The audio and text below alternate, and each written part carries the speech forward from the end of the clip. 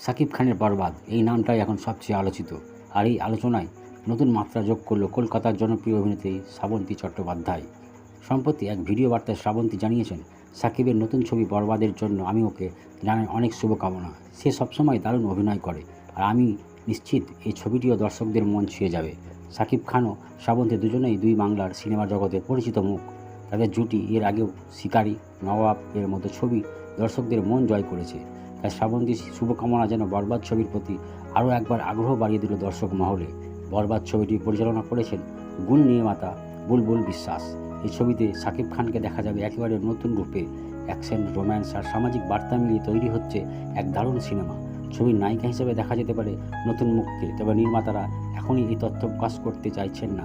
চমক হিসেবে রাখছেন শেষ মুহূর্তের জন্য। তোমরা কি এক্সাইটেড শাকিব খানের বরবাদ দেখার জন্য? তাহলে কমেন্টে জানাও তোমাদের মতামত। আর এই রকম আপডেট পেতে এখন সাবস্ক্রাইব করো আমাদের চ্যানেল সানু 24 নিউজ।